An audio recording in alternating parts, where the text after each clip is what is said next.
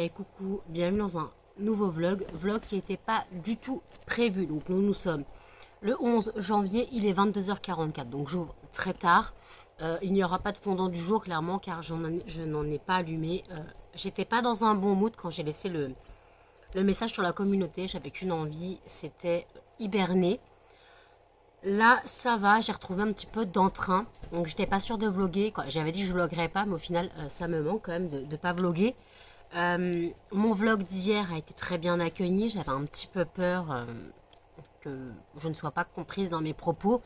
Au final, beaucoup l'ont compris. Et je voulais m'excuser. Alors, par contre, je n'arrive pas à retrouver son pseudo. Je crois que c'est Martine. Bon. La personne qui m'avait dit que je reniflais en vidéo, elle a mis un commentaire sur le vlog d'hier en disant non mais je suis désolée, je recommencerai pas. C'était pas méchant, j'avais dit ce qu'elle a dit, c'était pas méchant, mais que moi j'étais pas bien quand j'ai vu le commentaire, donc ça avait mis encore plus mal.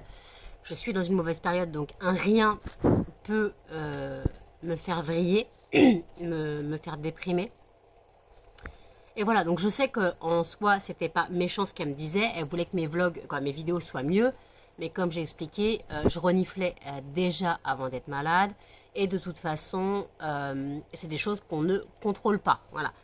Donc voilà, donc je peux comprendre. Moi d'un côté, je l'ai mal pris parce que moi, ça m'a un peu vexée, blessée. Mais j'étais vraiment pas bien quand j'ai lu ce message. Et là, la pauvre, elle s'excuse. Mais non, mais c'était pas, j'avais dit que c'était pas méchant ce que tu disais, c'était moi qui l'ai mal vécu. Après voilà, donc oui, je suis en mauvaise période, mais voilà, c'était pas méchant, je le savais. Et la pauvre, elle était dans son commentaire, on a l'impression qu'elle était bouleversée, mais t'inquiète, je suis pas au bord du suicide pour ton commentaire, hein, c'était pas ça.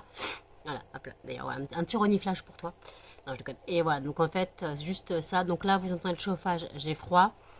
J'ai mis le bourguignon à réchauffer. Je suis en train de regarder le vlog de Marie de la chaîne Mon Ange. Après, il y a le vlog de Salomé. Salomé de retour. Il y a un haul action de Mylène. Une vidéo d'Audrey. Et après, il y a le vlog de Sandrine. Donc voilà, j'ai de quoi m'occuper. Je me suis endormie, il était 6h30 ce matin. J'étais vraiment pas bien, voilà, j'étais pas bien. Donc je vous ai fait le vlog, hein, franchement. Mais après, impossible de trouver le sommeil. Donc de toute façon, je suis allée me doucher. Donc déjà, ça a coupé le sommeil. Mais en fait, ouais, j'arrivais pas à me dire... Au début, il y a Aurélie qui est revenue me parler. Elle me dit, vas-y, j'ai fait des cauchemars et tout. Et en fait, je dis, mais moi, faudra peut-être que je pense à dormir. C'est chiant que ça soit obligatoire, quoi. J'arrive pas, voilà. Donc en fait, j'ai dormi, mais je me suis pas reposée. Ça a été un sommeil sans repos. Ça a été un sommeil avec des rêves bizarres. Ce n'était pas des cauchemars, mais c'était encore pire, quoi. C'était encore plus bizarre. J'aurais préféré faire un cauchemar où au moins je connais l'histoire et le déroulé de l'histoire. Là, voilà. J'ai pas tout compris, donc des rêves bizarres, voilà. C'est encore vague dans ma tête, mais d'un côté, je préfère ne pas me souvenir de trop de choses. Et voilà, donc en fait, je me suis pas reposée, clairement. J'ai entendu Jen boire son café, il devait peut-être être 4h30 de l'après-midi, hein, je le rappelle. Parce qu'après, moi, quand à 17h, je me suis réveillée, non, 17h15, je me suis réveillée. Voilà. Elle était recouchée. Donc, mais j'ai entendu qu'elle faisait son café. De toute façon, sa tasse est dans l'évier. Donc voilà. Et elle était recouchée, elle. Mais elle dormait pas, elle était sur son téléphone, je pense. Là, je sais pas ce qu'elle fait. Elle comate dans son lit. Elle regarde un truc, elle écoute. Je ne sais pas. Donc voilà. Excusez-moi. J'ai eu une nouvelle commande, donc je la préparerai demain. C'est une commande, on envoie Colsimo, donc j'aurai le temps d'imprimer le bordereau pour que ça parte lundi de ma boîte. Et lundi, j'irai déposer les colis au Mondial Relais, donc j'aurai 3 commandes à préparer demain. Voilà, ça rigole pas. Donc voilà, donc là, ouais. je suis un peu mitigée. Voilà, je suis un peu momolle. Je me sens momolle, je me sens... Ouais, j'ai envie d'hiberner, j'ai envie de me mettre sous ma couette et de ne plus bouger. Mais si je fais ça, vous ne me retrouvez pas avant l'année prochaine, en fait. Donc des fois, il faut que je me force à faire quelque chose. Donc au début, je voulais pas vlogger. Parce que je me suis dit, ouais, je vais leur plomber le moral et tout. Mais après, je me dis, mais si je vlogue pas, je fais quoi? Je déprime dans mon coin. Et vous savez que faire les vlogs, ça me fait du bien. Ouais, ça me fait du bien de vlogger. Mais en fait, des fois, il y a des choses que... Voilà, c'est compliqué. Donc voilà, donc en tout cas, pour revenir à mon vlog d'hier, Aven a dit, je suis content de trouver une personne qui pense comme moi pour la télé-réalité. Mais je n'ai jamais caché mon... Comment on peut dire? Ma non-approbation pour ce genre d'émission. Voilà. Je n'ai jamais caché. Alors, Jen regarde. Mais Jen, elle est adulte. Jen, elle sait faire la part des choses. Jen, elle est adulte. Donc, elle regarde, elle sait. Parce que, elle a dit, hein, elle avait déjà dit, et elle regarde la télé-réalité parce qu'en fait, c'est un truc que tu as regardé, tu n'as rien à penser. Voilà. Et, voilà. Juste pour se détendre. Voilà. Mais moi, quand elle regarde et que je dors pas, je peux vous dire que moi, ça me détend pas. Je suis en train de bouillir dans mon lit. Parce que je boue dans mon lit en écoutant la débilité des gens. C'est toi qui as pété, là? C'est toi qui as pété, Melba? Melba, je lui dis, elle a pété, elle s'enfuit. Donc, je suppose que c'est elle. Ah, il y a Muffin qui est en train d'écraser Jen. Muffin! Descends! Descends, Muffin! Muffin! Mais Muffin! On te dit non! Mais descends! Mais c'est pas possible, gros cul! Allez, gros cul, descends! Allez! T'as un gros cul, tu descends! Bah oui! Mais oui, mais t'es moche! Puis tu pues de la bouche! Ouh! Excusez-moi, Blue a embarqué le PC. Donc voilà. Oui, mais t'es beau, mon chien, mais arrête de me regarder comme ça. Oui, tu me regardes avec les yeux de l'amour. Mais tu pues quand même. Puis t'as un gros cul. Oh, mon bébé. Oui, mon bébé de l'amour. Non, non, non. Non, non. Bon, d'accord. J'ai dit non, non, mais tu viens quand même. Ouais. Il n'y a pas de non, non, toi, tu sais pas écouter. Quand on te dit non, t'écoutes pas. T'écoutes pas quand on te dit non. Quand on te dit non, t'écoutes pas. Oh, pitié malheureux. Regardez-moi ce chien malheureux. Regardez-moi ce chien malheureux. Aven, regarde, il est malheureux. Il est malheureux, mon chien. Ah, t'es malheureux. Oh, mon bébé. Oh, oui. Oui, tu es malheureux. Tu es malheureux. Oh, oui, tu es malheureux. Oh. Oui, Melba. Melba veut se mettre devant le chauffage. Elle a froid au cucu. Eh, tu me rends ça, là? Oh. Tu rends ce boubi? Eh oh. Donc voilà, donc là, bah écoutez, on va pas tarder à manger, hein. J'attends que le bourguignon réchauffe.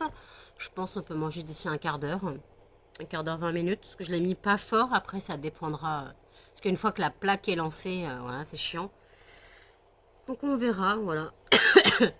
Hier, j'ai pas trop mangé, mais j'étais un peu blindée, voilà. Donc, alors. Donc voilà, donc écoutez, bah, je reprends les vidéos sur YouTube et je vous dis à toutes. Madame la casse-couille. Madame la casse-couille. Faut qu'elle défonce tout, faut qu'elle défonce le chat, faut qu'elle défonce la poubelle, faut qu'elle défonce tout. Bah oui, sinon c'est pas drôle. Bah oui. Et quand tu lui dis d'arrêter, elle fait le contraire, elle fait pire. Oh bah Muffin, non. Oh bah oui, fait tout tomber. Regardez la casse-couille. Elle va aller faire chez Muffin. Tu vas faire chez maman, petite casse-couille? Hein? Tu veux embêter maman? Monte ta tête. Monte ta tête. Monte tes beaux yeux. Monte tes beaux yeux. Arrête. Monte tes beaux yeux. Bon, on voit pas tes beaux yeux. On voit pas tes beaux yeux. T'es pas belle. T'es pas belle. Oh, petite casse-couille. On t'aime. Mon gros casse-couille qui est pas beau. T'es moche, mon chien. Monsieur Prout. C'est Monsieur Prout. En train de me monter à la tronchelle. C'est Monsieur Prout. Ça, c'est Monsieur Prout. Dès qu'il est trop déboston, il pète. Et là, il y a Madame Crevette. Madame Melba. La tête est là, je suppose. Miaou. Miaou. Ah, au secours. Ah, au secours, je me fais agresser. Aïe, ouch, aouh. Au secours. Ah ben non, pas tout le monde. Je suis en train de mourir. Aïe. Aïe. Oh, bah lui il en profite aussi. Non, attends, profite aussi. Je peux me relever. Alors, bon, vous avez fini? Eh, je te vois essayer de voler les mouchoirs, toi. Madame, je vole tout et je mange tout et je casse tout. Voilà, et j'embête ma fille. Non, c'est pas drôle. Non, non, non. Bah, arrête tes bêtises. Non. Non, non.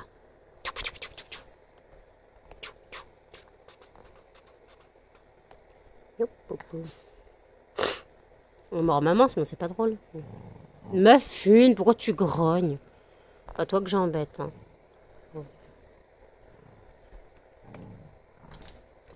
Ah voilà, faut qu'elle embête quelqu'un. Hein. Non mais c'est... Ah mais... Ah bah oui. Un petit souci? Mais arrête! Mon but tu me fumes. T'as la folle qui s'excite. Hop là, ça gratouille hein. Ça gratouille. Ça gratouille? Oh. Embêtons le chien. Ah non. Nous allons défoncer la baraque. Oui, ma fille. Ouais. Ah non, elle s'attaque au pompon de l'arbre à chat. Oui, mon bébé. Il est minuit à 54. On a mangé, hein, clairement, il y a bien longtemps. On a fini de manger, il n'était même pas minuit. J'ai fait la vaisselle. Je vous ai filmé un peu la petite chose qui maintenant dort. Voilà. Je regarde le vlog de Sandrine. Et j'ai des cookies à faire. J'ai acheté des œufs pour faire les cookies. Ma soeur à Noël nous avait offert un, vous savez, dans les bocaux, les kits de produits secs pour faire des cookies. Donc juste à rajouter 2 œufs et du beurre. Donc voilà. Donc j'ai les cookies à faire parce que les œufs, je ne sais pas, j'ai pas regardé la date de péremption jusqu'à quand ils se gardaient. Alors en général, je suis pas trop fan de garder des œufs, donc j'ai utilisé les œufs. Voilà, donc je vais faire les cookies. Et puis voilà. En soi, je voulais donc expliquer un peu ma situation là aujourd'hui. J'ai dit que j'étais momolle, hein, clairement. Je suis momolle. Je me suis réveillée encore plus fatiguée que quand je me suis couchée. On va me dire, mais t'as quand même dormi. Alors, il faut savoir que dormir, c'est un état de repos. Mais quand ton cerveau, lui, ne se repose pas, et que, à la rigueur, tu fais un rêve, ok, ça va, un rêve, voilà. Quand tu fais un cauchemar, c'est pire. Et quand tu fais des rêves encore plus étranges, des rêves où tu sais pas ce que tu fais, limite les pire que dans un monde d'Alice au Pays des Merveilles, dans un univers malsain, voilà, un rêve étrange, ça te pompe ton énergie. Parce que ton cerveau va chercher dans les tréfonds de je sais pas quoi, ça te sort des trucs chelous. Voilà. Limite, j'aurais été sous drogue, je pense que j'aurais pu rêver à pareil. Voilà. Je ne sais pas, je n'ai jamais testé la drogue, sauf mes médicaments, hein, clairement, qui sont une drogue, hein, clairement. Voilà, les médicaments pour la dépression sont une drogue, je le sais. Donc voilà. Donc en fait, j'ai dormi de 6h30 à 17h15 en ayant des phases de réveil. Mais clairement, j'étais fatiguée. Mon cerveau n'a rien lâché de la nuit. Avait inventé des rêves. What the fuck, hein, clairement. Voilà, je comprends pas. J'allais faire du camping et puis après je dormais dans une voiture ou je sais pas quoi. Il y avait un univers malsain derrière. Je chantais, je ressentais une malaisance très bizarre. Voilà. C'est tout ce que je me souviens, mais je ressens encore la malaisance du rêve. Donc voilà. Donc ça m'a pompé le peu d'énergie que j'avais. Mais voilà. Donc en fait, faut arrêter. Alors il y a un truc aussi qu'il faut qu'on arrête de dire à une personne en dépression. Quand on dit arrête d'y penser. Voilà. Parce que justement Aurélie m'en parlait, elle me dit ouais, ça inquiète un peu mes amis parce que je leur parle plus beaucoup et que je sais pas. Tu leur expliques que là tu as envie d'être avec toi-même, que tu as besoin d'être seule. Elle fait oui, mais on me sort toujours, t'as essayé de pas y penser. Donc la prochaine fois qu'on me dit t'as essayé de pas y penser, moi je lui dis tu répondras, vis ce que j'ai vécu, on en reparlera. Voilà. Les gens, faut arrêter de dire arrête d'y penser.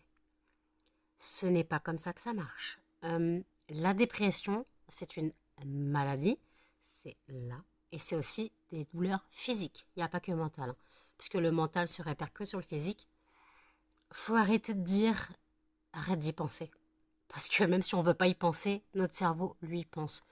Quand une personne a un cancer, on ne lui dit pas arrête d'y penser. Non.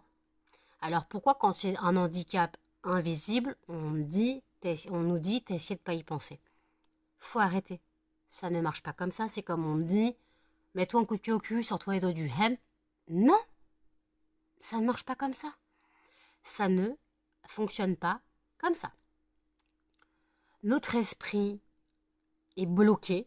On a un blocage dans notre tête. Certains vont guérir, on n'en guérit jamais, hein, vont évoluer, on va dire, et certains, comme moi, là je prends mon exemple, vont rester bloqués, ne vont plus évoluer. Et voilà. Je sais que j'aimerais bien ne pas y penser, j'aimerais bien que ce soit facile de me mettre un coup de pied au cul et... Non, j'aimerais bien. Mais ça ne fonctionne pas comme ça. Une dépression, ce n'est pas une petite déprime saisonnière. Voilà. Parce que, on m'a déjà dit, hein, lève-toi la journée, tu verras le soleil, ça ira mieux. Ouais, bon alors là, faut arrêter les gars, parce que vu le temps qu'on a, que tu te lèves à midi ou à 17h, le soleil, il n'est pas là. Non, faut arrêter. Faut arrêter. On m'a dit aussi plusieurs fois, retrouve un rythme de vie normal. Alors déjà, qu'est-ce que la normalité dans un rythme de vie? Couche-toi tôt, lève-toi le matin. Peut-être que ça ira mieux. On m'a pas dit peut-être, on m'a dit ça ira mieux, tu verras. Alors, comment dire, si j'ai pris ce rythme nocturne, ça c'est mon souci. Je vis la nuit, parce que je travaille la nuit, mais si j'avais un travail de bureau, on va dire, je sais pas, agent de sécurité, je dis n'importe quoi, mais les gens qui travaillent la nuit, infirmière, voilà, aide-soignant, n'importe quoi, on me dirait pas, prends un rythme normal, parce que c'est un métier lambda. Moi, c'est un métier que je peux faire la journée comme la nuit. Mais en fait, non. J'ai décidé de travailler la nuit parce que la nuit, je suis plus sereine et plus productive. La nuit, je suis productive. J'ai toujours un truc en tête. Si je dois travailler, je travaillerai. Voilà. J'ai toujours un truc à faire la nuit. La journée, j'ai pas envie. Et il y a aussi le fait que je vous expliquais que pour moi, dormir la nuit signifie cauchemar. Plus, hein, parce que les cauchemars, ça n'empêche pas que j'en fasse la journée aussi. Mais en fait, ma peur, c'est une peur de dormir, est moins puissante au petit matin.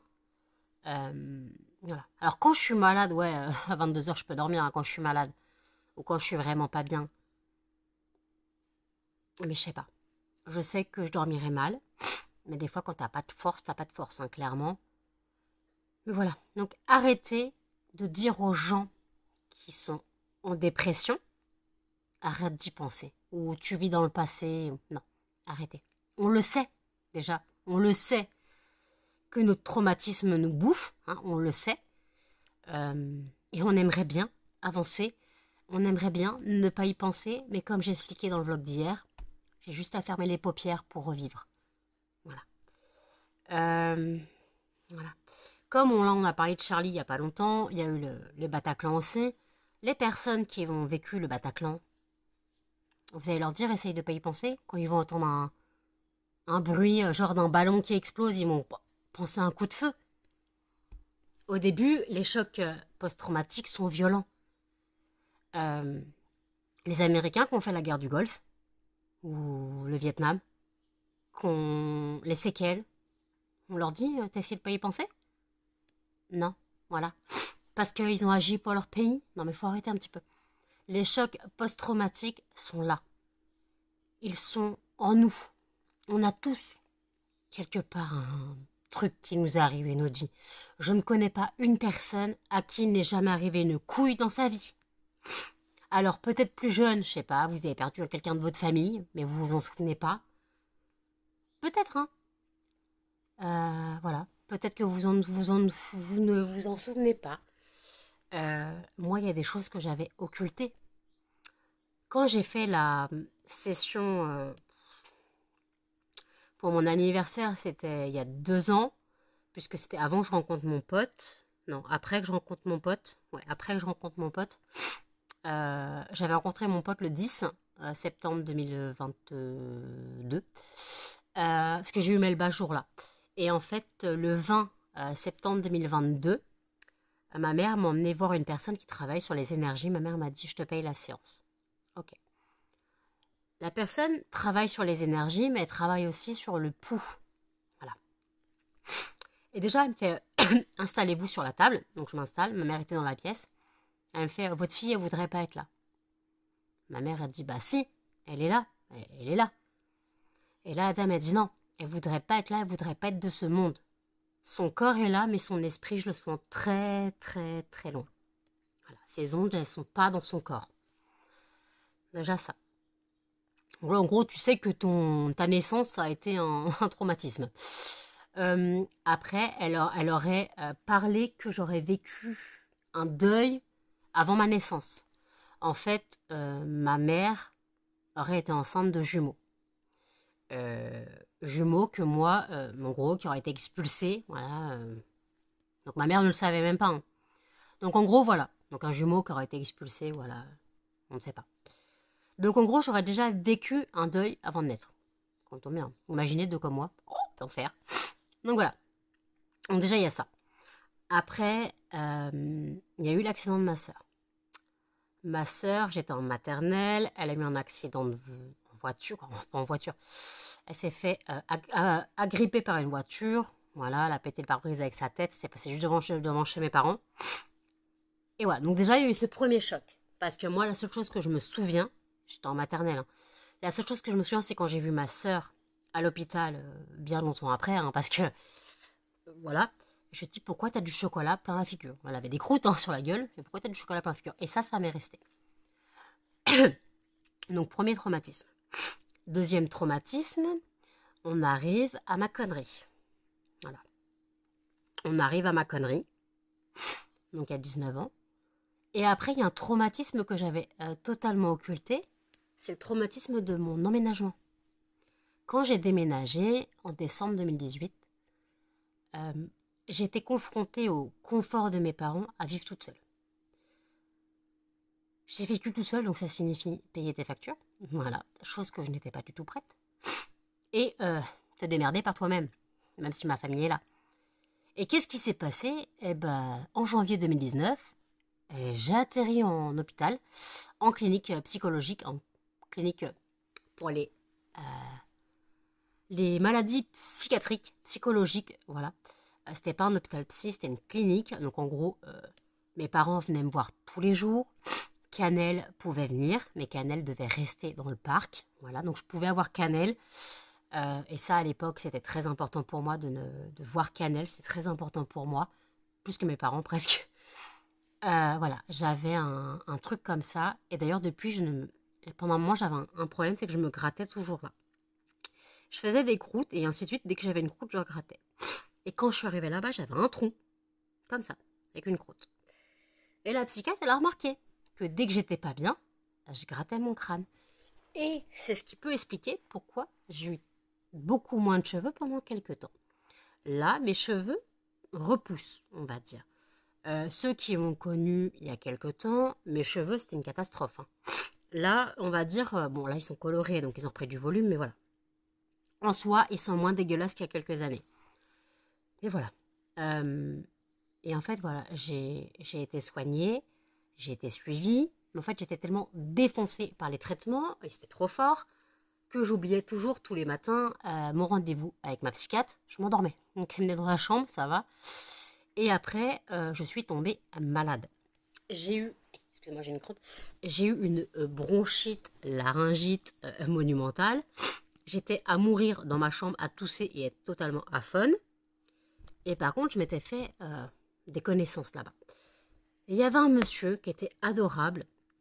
J'avais toujours un bouquin sous la main. Il était adorable, ce monsieur. Je me souviens, il était amputé d'une jambe. Attendez. Il était amputé d'une jambe. Et bien, à un moment, on était tous en train d'attendre le rendez-vous à la psychiatre. J'avais mon livre. Il fait vous voulez vous asseoir?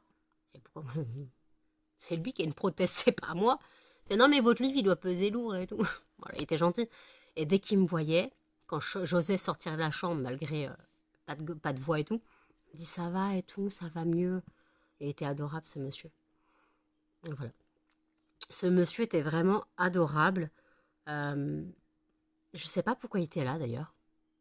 Mais après, c'est pas des genres de choses qu'on parle. Alors, beaucoup étaient en burn-out, en dépression. Il y avait une personne qui était anorexique. Quoi, du moins, c'est bizarre.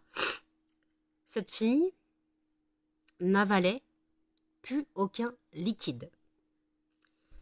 Elle ne buvait plus d'eau, donc tous les jours elle était perfusée toutes les nuits. Elle ne buvait plus d'eau, plus rien, plus de liquide, rien. Elle prenait ses médicaments sans rien. Donc elle avait un trouble, je ne sais pas ce que c'était. C'était comme ça. Il y avait des personnes qui étaient en sevrage alcoolique. Voilà. Il y avait toujours quelque chose.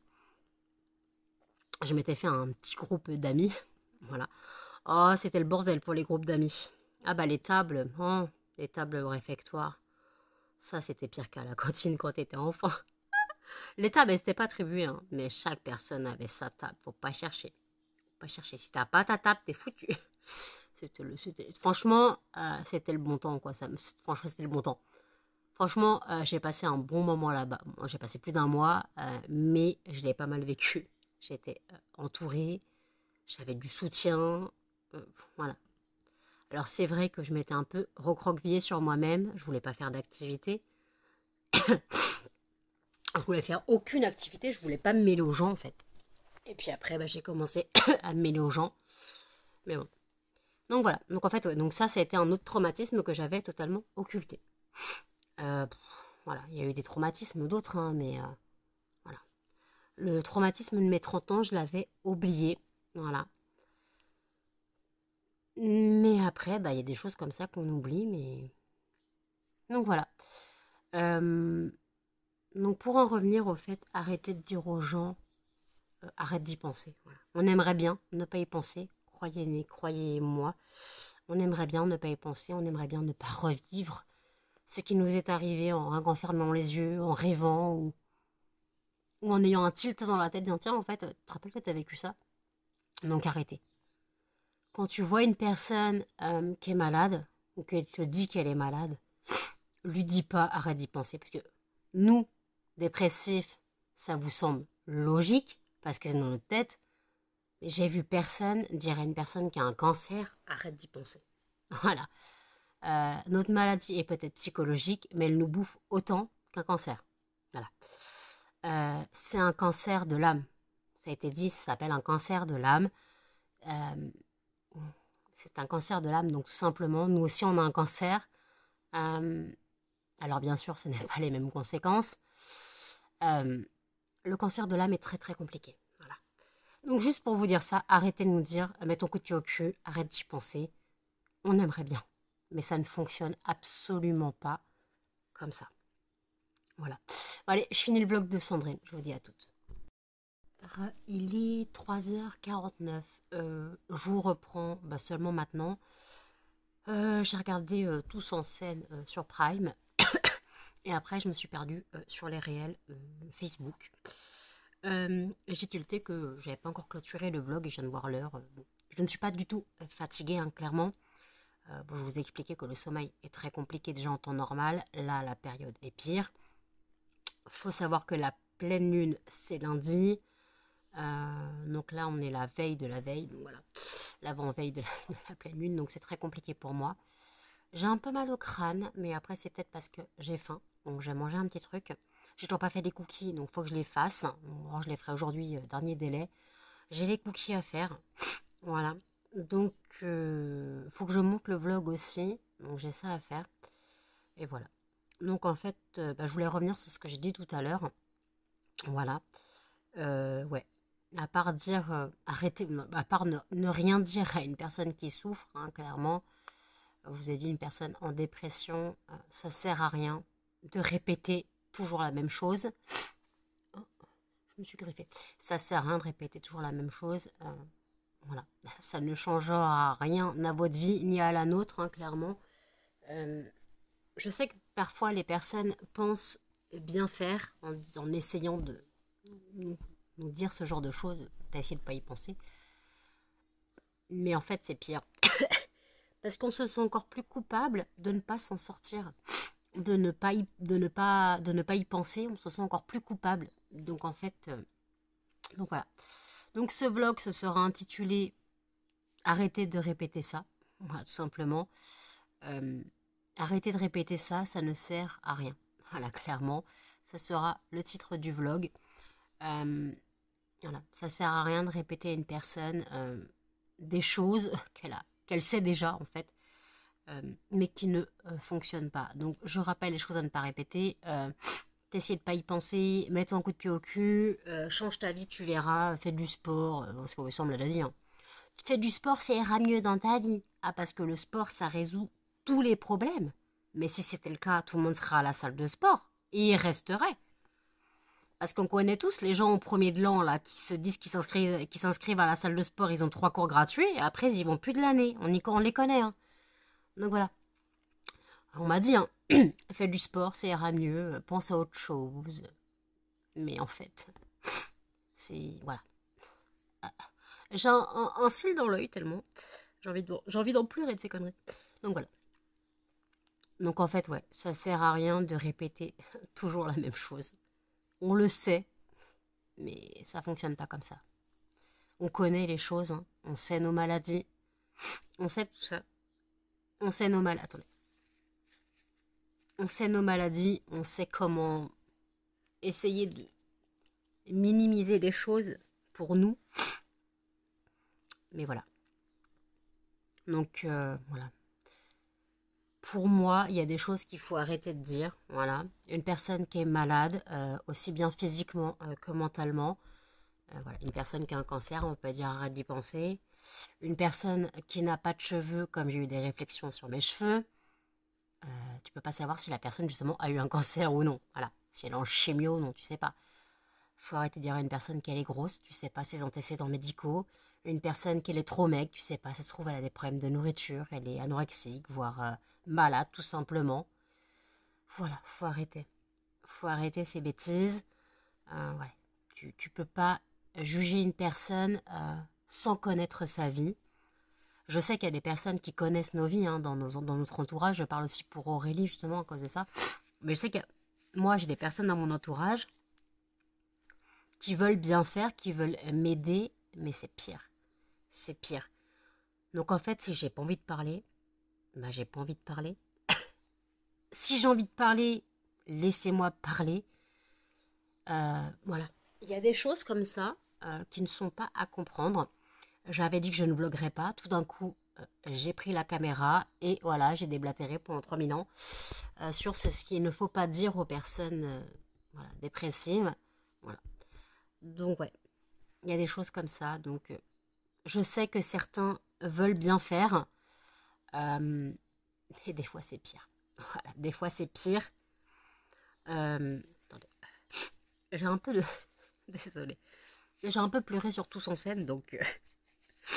parce qu'en fait, il y a un passage où l'éléphant, là, j'oublie son nom, elle chante Alléluia, et j'adore cette chanson, d'ailleurs, faut que je me l'écoute.